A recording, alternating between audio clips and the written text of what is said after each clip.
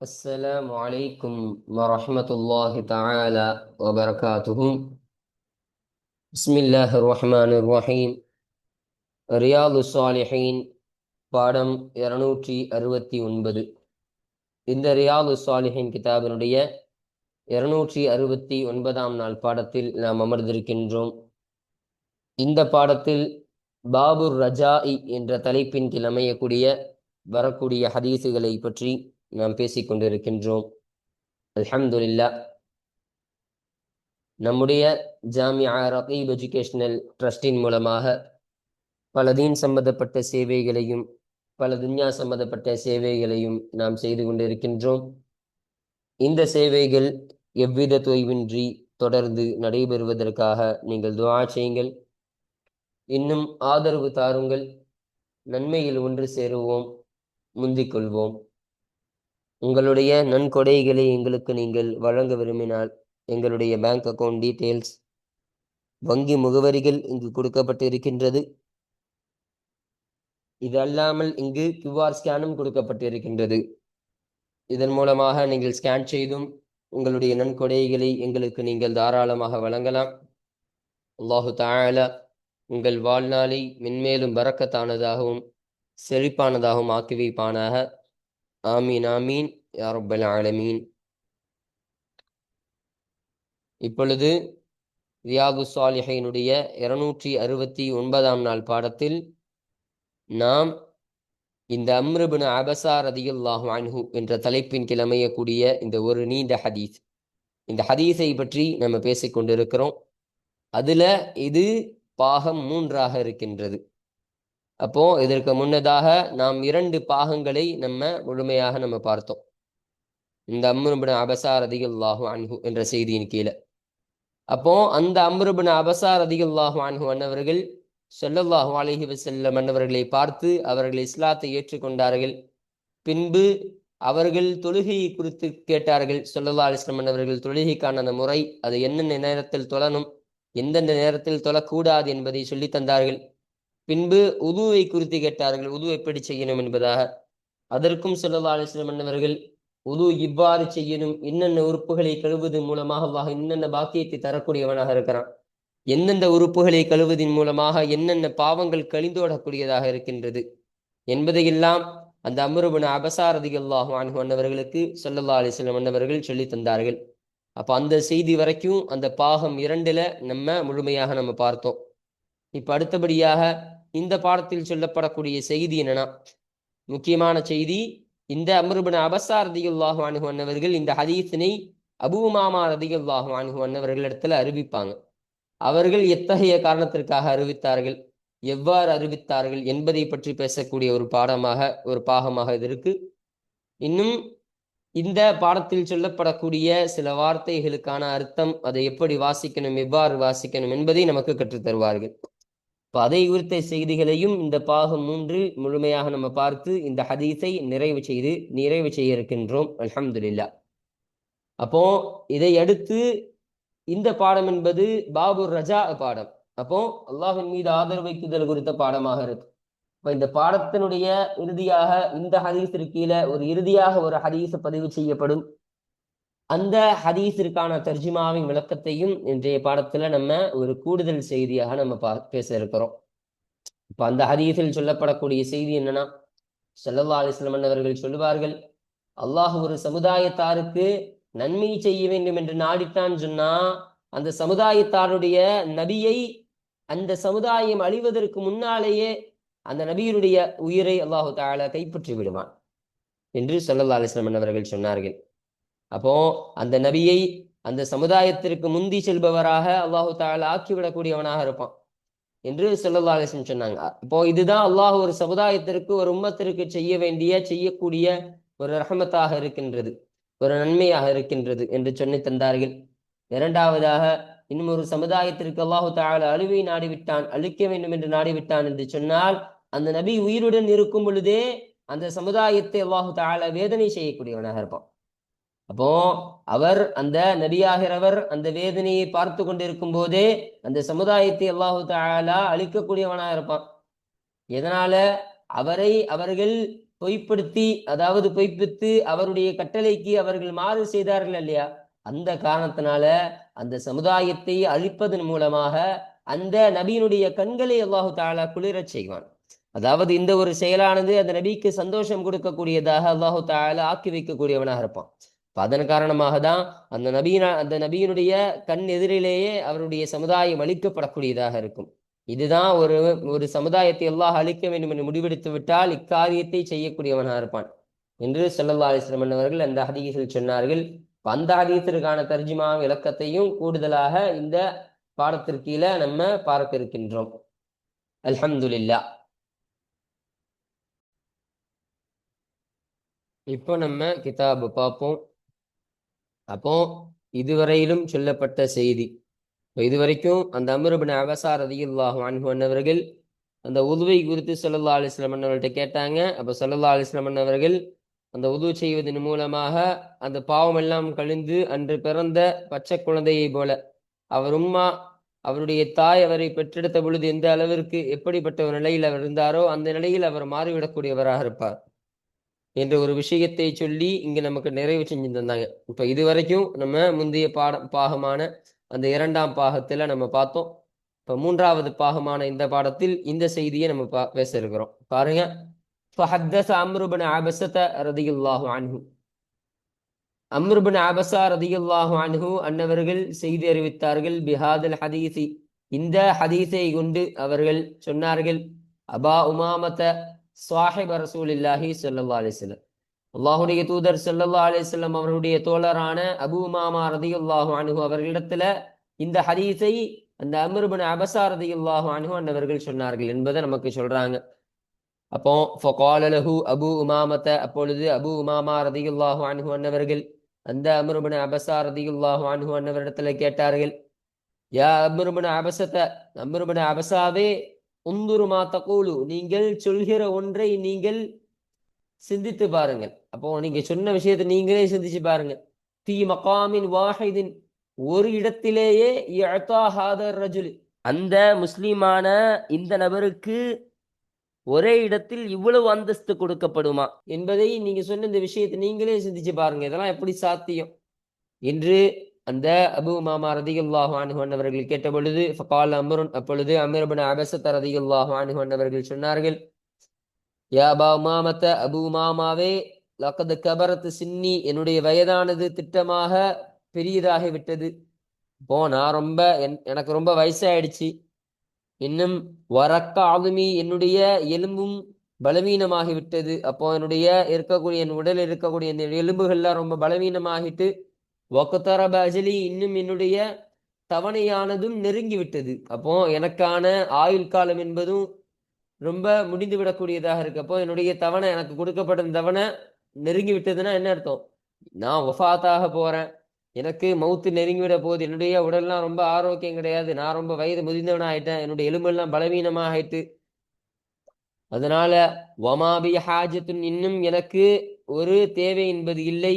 An அக்திப அலல்லாஹி தஆலா, உயர்ந்த அந்த அல்லாஹ்வின் மீது பொய் சொல்வதற்கும் எந்த ஒரு ஹாஜத்தும் எனக்கு இல்லை. வலா அலா ரசூலில்லாஹ், இன்னும் அல்லாஹ்வுடைய தூதர் ஸல்லல்லாஹு அலைஹி வஸல்லம் அவர்களின் மீதும் அவரிடத்திலையும் நான் பொய் சொல்வதற்கு எந்த ஒரு தேவையும் எனக்கு கிடையாது. அவங்க விஷயத்துல பொய் சொல்றது நான் யாருப்பா? அவங்க விஷயத்துல, அல்லாஹ்வுடைய விஷயத்துல, இல்ல அல்லாஹ்வுடைய ரசூல் விஷயத்திலோ நான் பொய் சொல்பவனாக நான் கிடையாது. அப்படி பொய் சொல்லக்கூடிய எந்த ஒரு அவசியமும் எனக்கு கிடையாது என்று சொல்லிவிட்டு சொல்றாங்க. லவ்லம் அஸ்மஅஹு மின் ரசூலில்லாஹி ஸல்லல்லாஹு அலைஹி வஸல்லம், அல்லாஹ்வுடைய தூதர் ஸல்லல்லாஹு அலைஹி வஸல்லம் அவர்களிடம் நான் செவியுறவில்லை என்றால், இல்லா மர்ரத்தன் அவ் மர்ரத்தைனி அவ் ஸலாசன், ஒரு முறையோ அல்லது இருமுறையோ அல்லது 3 முறையோ அதை செவியிட்டிருக்கவில்லை என்று சொன்னால், ஹத்தா, இதுவரை அத்த சபஅ மர்ராத்தின், இவ்வாறு 7 முறைகள் எண்ணினார்கள். மா ஹத்தஸ்து, நான் சொல்லியிருக்க மாட்டேன், அபதம் பிஹி, அந்த விஷயத்தை நான் என்றும் சொல்லியிருக்க மாட்டேன். இப்போ ஸல்லல்லாஹு அலைஹி வஸல்லம் நான் ஒரு முறை கேட்டிருந்தா, இல்ல 2 முறை, இல்ல ஒரு 3 முறை, இல்ல ஒரு 7 முறை கேட்டிருந்தா கூட நான் அந்த விஷயத்த நிரந்தரமாக நான் சொல்லியிருக்க மாட்டேன். ஆனா வலாக்கின்னி, இன்னும் என்றாலும் நானாகிறவன், நிச்சயமாக நான் சமிஅத்துஹு, அந்த விஷயத்தை நான் செவியுற்றுள்ளேன். அக்ஸர மின் தாலிக்க, அதை விட அதிகமான முறை நான் அதை செவியிட்டுள்ளேன். அப்போ ஒரு முறை கிடையாது, 2 முறை கிடையாது, 3 முறை, 7 முறை. அப்ப அந்த 7 முறையை விட அதிகமான முறைகள் ஸல்லல்லாஹு அலைஹி வஸல்லம் மன்னவரிடத்திலிருந்து இந்த செய்தியை நான் கேட்டு இருக்கிறேன். அதனால்தான் நான் இதை சொன்னேன் என்ற விஷயத்தை அந்த அம்ர் இப்னு அபஸா ரலியல்லாஹு அன்ஹு அன்னவர்கள் அந்த அபூ உமாமா ரலியல்லாஹு அன்ஹு அன்னவரிடத்தில் சொல்வார்களாம் என்ற செய்தி தான் இந்த ஹதீஸில் பதிவு செய்யப்படக்கூடிய செய்தியாக இருக்கு. ரவாஹு முஸ்லிம். இந்த ஹதீஸினை முஸ்லிம் ரஹ்மத்துல்லாஹி அலைஹி அன்னவர்கள் அறிவித்தார்கள் என்பதை நமக்கு இங்கு சொல்லி தருகிறார்கள். அப்போ இந்த ஹதீஸானது இந்த பாடத்திற்கு கீழே பதிவு செய்யப்படுவதற்கான காரணம் என்னன்னு சொன்னா, இங்கு ஸல்லல்லாஹு அலைஹி வஸல்லம் அன்னவரிடத்துல அந்த தொழுகையை குறித்தும் அந்த உதுவை குறித்தும் அந்த அம்ர் ரலியல்லாஹு அன்ஹு அம்ர் இப்னு அபஸா ரலியல்லாஹு அன்ஹு கேட்டுக்கொண்டே வந்தாங்க. கேட்டுக்கொண்டே வரக்கூடிய சமயத்துல ஸல்லல்லாஹு அலைஹி வஸல்லம் சொன்னாங்க, அந்த உதுவின் மூலமாக நீ இன்னென்ன உறுப்புகளின் கழுவுவதன் மூலமாக இன்னென்ன பாவங்கள் மன்னிக்கப்படுகின்றது. இறுதியாக நீ உது செய்வதன் மூலமாக நீ அப்படி உது செய்து விட்டாய் என்று சொன்னால், அப்படி உது செய்து அல்லாஹ்விற்காக வேண்டிய உன்னுடைய கல்பானது அல்லாஹ்விற்காக வேண்டிய உன்னுடைய கல்பை நீ ஒதுக்கி விட்டாய் என்பதாக சொன்னால், உன்னுடைய பாவங்கள் எல்லாம் மறைந்து நீ அன்று பிறந்த பாலகனை போல நீ மாறிவிடுவாய். அன்று பிறந்த பச்சை குழந்தை எந்த அளவிற்கு பாவம் செய்யாத ஒரு நிலையில் இருக்கக்கூடிய நிலையில் இருக்குமோ அதே போல நீ மாறிவிடக்கூடியதாக இருப்பாய். அந்த நிலையை அல்லாஹு தஆலா உனக்கு ஆக்கி வைத்து விடுவான் என்று ஸல்லல்லாஹு அலைஹி வஸல்லம் சொன்னாங்க. அப்போ நம்ம செய்யக்கூடிய ஒரு சாதாரணமாக விஷயம், நம்முடைய கல்ப அல்லாஹ்விற்காக வேண்டி நம்ம ஒதுக்கிட்டோம். அல்லாஹ்விற்காக வேண்டி எண்ணக்கூடிய ஒரு கல்பாக நம்முடைய கல்பை நம்முடைய உள்ளத்தை ஆக்கிவிட்டோம் என்று சொன்னால், அல்லாஹ் இத்தகைய ஒரு தகுதியை அல்லாஹ் தருகிறான் என்று சொன்னால், அல்லாஹ் எந்த அளவிற்கு ஆதரவிப்பானாக இருக்கிறான். தன்னுடைய அடியார்களை எந்த அளவிற்கு ஆதரித்து அவர்களை அவர்களுக்கு இரக்கம் காட்டக்கூடியவனாக இருக்கிறான் என்பதின் கருத்தானது இந்த ஹதீஸில் மூலமாக புலப்படுவதன் காரணமாக தான் இந்த ஹதீஸானது இந்த பாடத்திற்கு கீழே பதிவு செய்யப்படுவதற்கான காரணமாக இது அமைகின்றது. அல்ஹம்துலில்லாஹ். இப்போ இந்த ஹதீஸில் சொல்லப்பட்ட சில வார்த்தை, இந்த வார்த்தைகளுக்கான அர்த்தம், விளக்கம், அதை எப்படி வாசிக்கிறது என்பதை நமக்கு சொல்றாங்க பாருங்க. கௌலுஹு ஜுர்ஆஉ அலைஹி கௌமுஹு. இங்க ராவுக்கு ஃபதஹ வச்சிருக்கிறாங்க, ஜுர்ஆஉ என்பதாக. இது தவறு, நுஸ்கா பல. ராவுக்கு சுக்குன் வரணும், ஜுர்ஆஉ என்பதுதான் சரியானது. அப்போ ஜுர்ஆஉ அலைஹி கௌமுஹு என்ற நபி ஸல்லல்லாஹு அலைஹி வஸல்லம் அவருடைய சொல்லாகிறது. ஹுவ அதுவாகிறது. பிஜீமின் மதுமூமத்தின், லம்மு செய்யப்பட்ட ஜீமை கொண்டு வாசிக்க வேண்டும். பஜீமுக்கு லம்மு செஞ்சு வாசிக்கணும். வபில் மத்தி, இன்னும் மத்தை கொண்டு வாசிக்க வேண்டும். ஜுர்ஆஉ என்பதாக. அலா வஸ்னி உலமா, உலமா என்ற வசனின் அடிப்படையில். அப்போ உலமா என்ற அந்த வசனுக்கு எப்படி இந்த மீமுக்கும் ஐனுக்கும் இடையில மத்து வச்சு உலமா என்பதாக இருக்கின்றதோ, அதுபோல உலமா என்பது போலவே ஜுர்ஆ என்பதாக வாசிக்க வேண்டும் என்று நமக்கு இங்கு சொல்லித் தருகிறார்கள். அதாவது ஜாசிரூன, ஜாசிரூனனா தைரியம் பெறக்கூடியவர்களாக, முஸ்ததீலூன இன்னும் அவர்களுடைய நாவுகள் நீளக்கூடியவர்களாக, கைரு ஹாயிபீன பயப்படுபவர்களாக அல்லாமல் அவர்கள் நாவு நீளுபவர்களாக, அவர்கள் தைரியம் பெறுபவர்களாக, எதிர்த்து நிற்பவர்களாக என்ற அர்த்தத்திற்கு வரக்கூடியதாக இருக்கும். இப்போ ஸல்லல்லாஹு அலைஹி வஸல்லம் அவங்க மீது அவங்க பயமே கிடையாது. பயம் இல்லாம அவங்கெல்லாம் அவங்களுடைய நாவு நீளுதல் என்ன, நிறைய வார்த்தைகள் எதிர்த்து பேசக்கூடியவர்களாக நிலையில ஸல்லல்லாஹு அலைஹி வஸல்லம் அவர்கள் மீது அவர்கள் தைரியம் பெறக்கூடிய நிலையில் அவர்கள் ஆகியிருப்பவர்களாக இருந்தார்கள் என்ற அர்த்தத்திற்கு இது வரக்கூடியதாக இருக்கும் என்பதை சொல்றாங்க. ஹாதிஹிர் ரிவாயத்துல் மஷ்ஹூரத்து, இதுதான் மஷ்ஹூரான அறிவிப்பாக இருக்கின்றது என்பதை சொல்றாங்க. வரவாஹுல் ஹமைதி, இன்னும் ஹமைதி ரஹ்மத்துல்லாஹி அலைஹி என்னவர்கள் அறிவித்தார்கள். வகைருஹு, இன்னும் அந்த ஹமைதி ரலியல்லாஹு அன்ஹு என்னவர்கள் அல்லாத சிலரும் அறிவித்தார்கள். ஹெராஉன், ஹெராஉன் என்பதாக அறிவித்தார்கள். அப்போ இங்க ஜுர்ஆஉ அலைஹி கௌமுஹு என்பதாக இந்த ரிவாயத்தில் இருக்கு. அப்போ அந்த ஹமைதி இமாம் அவங்களும் அவங்க அல்லாத சில இமாம்கள்லாம் ஹெராஉன் அலைஹி கௌமுஹு என்ற வார்த்தையின் மூலமாக அவர்கள் அறிவித்திருக்கின்றார்கள். செய்தியை சொல்றாங்க.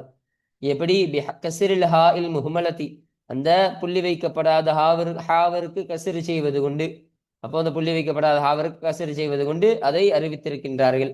வகால, இன்னும் அவர்கள் சொன்னார்கள், மஅனாஹு அதனுடைய அர்த்தமாகிறது கிலாபுன் கோபம் கொள்ளக்கூடியவர்களாக இருப்பார்கள். து கம்மின் கவலை கொள்ளும் விதமாக, கவலை உடைய, வஹம்மின் இன்னும் கவலை, ஹம்மு ஹம்மு எல்லாம் ஒன்றுதான். கவலை, நம்ம கவலை கொள்ளுதல், நம்ம வருத்தப்படுதல், இதெல்லாம் அர்த்தத்திற்கு தான் ஹம்மு எல்லாம் வரக்கூடியதாக இருக்கும். அப்ப அந்த கவலை வருத்தத்தோடு இருக்கக்கூடிய கோபம் என்ற அர்த்தத்திற்கு இந்த ஹெரா என்பது வரக்கூடியதாக இருக்கும் என்பதை சொல்கிறார்கள். கதஇல சபருஹும் பிஹி ஸல்லல்லாஹு அலைஹி வஸல்லம் அவர்களை கொண்டு அந்த மக்களுடைய பொறுமை திட்டமாக இழந்தார்கள். அப்போ பொறுமையை இழந்தது.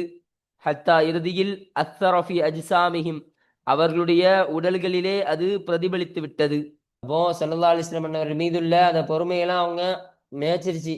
அப்போ அவங்க ரொம்ப கோபம் அடைந்து விட்டார்கள். ஹத்தா எதுவரை என்று சொன்னால் அஸ்ஸரஃபி அஜ்சாமிஹிம் அவர்களுடைய உடல்களில் என்பதை நமக்கு சொல்றாங்க. மின் கௌலிஹிம் அவர்களுடைய சொல்லின் அடிப்படையில சொல்லில் இருந்தும். அப்போ ஹராஜ் இஸ்முஹு யஹரா ஹராஜ் இஸ்முஹு அவருடைய உடம்பு சூடாகிவிட்டது. யஹரா சூடாகுகின்றது என்பதை போல இதா நகசமின் அலமின் அலமிலிருந்து அலமுன்னு சொன்னா வலி வலியிலிருந்தும் குறைவாக ஆனால் அவ் அம்மின் அல்லது கவலையினால் காரணத்தினால் அவ் நகவிகி அல்லது அந்த கவலை போன்ற காரணத்தினால் அது குறையாக ஆகுமா இல்லையா? அப்போ அந்த கவலையின் காரணமாக அந்த பொறுமை என்பது அந்த கோபத்தை மிகைக்கக்கூடியதாக இருக்கும். அப்போ அவங்க ஸல்லல்லாஹு அலைஹி வஸல்லம் அன்னவர்கள் மீது கோபம் இருந்தாங்க, இன்னும் கவலையோடு இருந்த ஒரு பொறுமை இழக்கக்கூடியவர்களாக இருந்தார்கள். இந்த விஷயத்தை இங்கு நமக்கு சொல்லித் தருகிறார்கள். இன்னும் ஸஹீஹு இன்னும் சரியானதாக இருக்கின்றது, சஹீஹானதாக இருக்கின்றது. அன்னஹு நிச்சயமாக அந்த ஜுர்ஆஉ என்ற அந்த வார்த்தையாகிறது பில் ஜீமி ஜீமை கொண்டு உள்ளதே ஸஹீஹானதாக சரியானதாக இருக்கின்றது. அப்போ அந்த ஜுர்ஆஉ என்ற ஜீமை கொண்டு வருவதுதான் ஆகச் சிறந்தது, சரியானது என்பதை நமக்கு இங்கு தெளிவுபடுத்துகிறார்கள். இன்னும் சில வார்த்தை சொன்னாங்களா இல்லையா? கௌலுஹு ஸல்லல்லாஹு அலைஹி வஸல்லம் பைன கரணை ஷைத்தான். கரணை ஷைத்தான் என்ற பைன கரணை ஷைத்தான் என்ற ஸல்லல்லாஹு அலைஹி வஸல்லம் அவருடைய சொல்லாகிறது. அதாவது நாஹியத்தை ரஅஸிஹி அந்த அந்த ஷைத்தானுடைய அந்த தலையில் இருக்கக்கூடிய இரண்டு கொம்புகள் என்ற அர்த்தத்திற்கு வரக்கூடியதாக இருக்கும். வல் முராது இதனுடைய நாட்டமாகிறது அத்தம்சீலு ஒப்பிடுவதுதான் இதனுடைய நாட்டமாக இருக்கின்றது. ஒப்பிடுவதுனா அதை கொம்பு மாதிரி ஒரு ஒப்பிடுதல் சொல்றாங்க பாருங்க. மானாக அதனுடைய அர்த்தமாகிறது அன்னஹு நிச்சயமாக அதுவாகிறது ஹைன இதன் அந்த சமயத்தில் யதஹர்ரகு ஷைத்தானு வஷியஅதுஹு ஷைத்தானும் ஷைத்தானுடைய கூட்டமும் அசைந்து கொண்டிருக்கக்கூடியதாக இருக்கும். அந்த ஒரு நிலைக்கு தான் ஷைத்தானுடைய கொம்புகளுக்கு மத்தியில் அந்த சூரியன் உதயமாகிறது என்ற வார்த்தையை இதன் மூலமாக ஒப்பிடுவதன் காரணமாக தான் இதனுடைய நாட்டம் என்பதை நமக்கு இங்கு சொல்லித் தருகிறார்கள். வயதசல்லதூன இன்னும் அவர்கள் வீழ்ந்து விடுவார்கள். வகௌலுஹு இன்னும் அவர்கள் வகௌலுஹு யுகர்ரிபு உதுஅஹு என்ற அந்த சொல்லாகிறது ஸல்லல்லாஹு அலைஹி வஸல்லம் அன்னவருடைய சொல்லாகிறது. மானாஹு அதனுடைய மானா யுஹல்லிருல் மாஅ அந்த தண்ணீரை அவர் ஹாலிராக்குவார். அல்லது எத்தகைய தண்ணீர் யதவல்லஉ பிஹி எதை கொண்டு அவர் உது செய்வாரோ அத்தகைய அந்த தண்ணீருக்கு அருகாமையில் அவர் ஹாலிராகி விடுவார். அவர் இடத்துல ஆஜராகி விடக்கூடியவராக அந்த தண்ணீருக்கு அருகாமையில் வந்து நிற்கக்கூடியவராக இருப்பார் என்ற அர்த்தத்திற்கு வரக்கூடியதாக இருக்கும். வகௌலுஹு இல்லா ஹர்ரத் ஹத்வாயா இல்லா ஹர்ரத் ஹத்வாயா என்ற ஸல்லல்லாஹு அலைஹி வஸல்லம் அவருடைய சொல்லாகிறது. அதுவாகிறது பில் ஹாயில் முஅஜமதி புள்ளி வைக்கப்பட்ட ஹாவிற்கு ஹாவை கொண்டு வாசிக்க வேண்டும். அப்போ ஹர்ரத் என்பதாக புள்ளி வைக்கப்பட்ட ஹாவை கொண்டு வாசிக்க வேண்டும் என்பதை சொல்றாங்க. அதாவது சகதத் விழுந்து விட்டது என்ற அர்த்தத்திற்கு வரக்கூடியதாக இருக்கின்றது. அப்போ விழுந்து விட்டது, அப்போ பாவங்களால் விழுந்தே தவிர என்பதாக அர்த்தத்திற்கு இது வரக்கூடியதாக இருக்கின்றது என்பதை நமக்கு சொல்றாங்க. வரவாஹு பாதுஹும் இன்னும் அவர்களில் சிலர் அறிவித்தார்கள், இந்த ஹதீஸினை அறிவித்தார்கள். அந்த இமாம் பெருமக்களில் சிலர் அறிவித்தார்கள் ஜரத் என்பதாக அறிவித்தார்கள். பில் ஜீமி ஜீமை கொண்டு ஜரத் என்பதாக அறிவித்தார்கள். அப்போ இல்லா ஜரத் ஹதாயா என்பதாகவும் சில இமாம்கள் அறிவித்திருக்கின்றார்கள் என்பதை நமக்கு சொல்றாங்க. வஸஹீஹு இன்னும் சரியானதே சஹீஹானது பில் ஹாவை கொண்டுள்ளதுதான் சரியானது. ஹாவை கொண்டு வரக்கூடிய இந்த கருத்தானதுதான் சரியான கருத்து என்பதை நமக்கு சொல்றாங்க. வஹுவ இன்னும் இதுவாகிறது ரிவாயத்துல் ஜும்ஹூரி இமாமுடைய ரிவாயத்துகளாக இருக்கு. ஜும்ஹூர்னா அந்த இமாம்கள் எல்லாம் ஒன்றுபட்ட கருத்து இருக்குமா இல்லையா? அந்த ஒன்றுபட்ட கருத்தின் அடிப்படையில அந்த ரிவாயத்தில் இது இருக்கக்கூடியதாக இருக்கும் என்பதை நமக்கு இங்கு சொல்லி தருகிறார்கள். இன்னும் வகௌலுஹு ஃபயன்தசிரு என்ற ஸல்லல்லாஹு அலைஹி வஸல்லம் அவருடைய சொல்லாகிறது. அதாவது யஸ்தக்ரிஜு மா ஃபீ அன்ஃபிஹி மின் அதா நோவினை தரக்கூடியதிலிருந்தும் மூக்கில் வெளியேற தேடக்கூடிய ஒன்று. அப்போ பாவத்தின் காரணமாக அந்த பாவத்திலிருந்தும் அவருடைய மூக்கிலிருந்து வெளியேறுமா இல்லையா? அப்படி வெளியேறக்கூடிய ஒன்றுக்கு தான் அவர் இந்த அர்த்தத்திற்கு ஃபயன்தசிரு அவர் சுத்தமாகுவார் என்ற அர்த்தத்திற்கு இது வரக்கூடியதாக இருக்கும் என்பதை நமக்கு இங்கு சொல்லித் தருகிறார்கள். ஒன் நசரத்து இன்னும் நசரத் என்பதாகிறது தொரஃபுல் அன்ஃபி அந்த மூக்கினுடைய ஓரம் என்ற அர்த்தத்திற்கு நசரத் என்பது வரக்கூடியதாக இருக்கும் என்பதை நமக்கு இங்கு முழுமையாக சொல்லித் தருகிறார்கள். அப்போ இத்தோட இந்த 438வது ஹதீஸானது முழுமையாக நிறைவு செய்யப்பட்டு விட்டது. அல்ஹம்துலில்லாஹ். அடுத்தபடியாக நம்ம இந்த 439வது ஹதீஸை நம்ம பார்ப்போம். இது இந்த பாடத்தில் பதிவு செய்யப்படக்கூடிய இறுதி ஹதீஸாக இந்த ஹதீஸ் இருக்கு.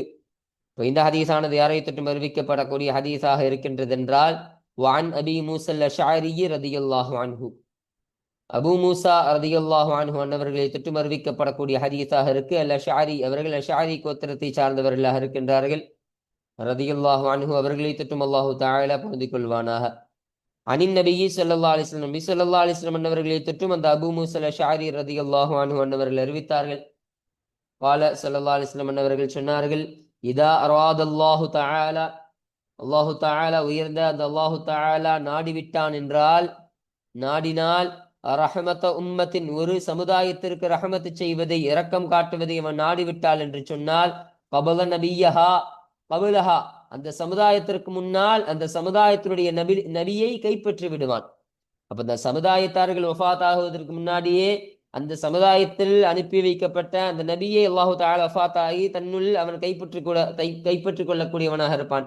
இன்னும் ஃபஜஅலஹு, அப்பொழுது அந்த நபியை அல்லாஹு தஆலா ஆக்கி விடுவான், லஹா அந்த சமுதாயத்தார்களுக்கு ஆக்கி விடுவான், ஃபரத்தன் வ சலஃபம் பைன யதைஹா, அவர்களுடைய இரு கைகளுக்கு மத்தியில், அதாவது அந்த சமுதாயத்தார்களுக்கு மத்தியிலே அந்த சமுதாயத்தார்களுடைய முன்னிலையிலேயே அவர்கள் அந்த நபி முன்னே சென்று தயார் செய்து வைப்பவராக அல்லாஹு தஆலா அந்த நபியை ஆக்கிவிடக்கூடியவனாக இருப்பான்.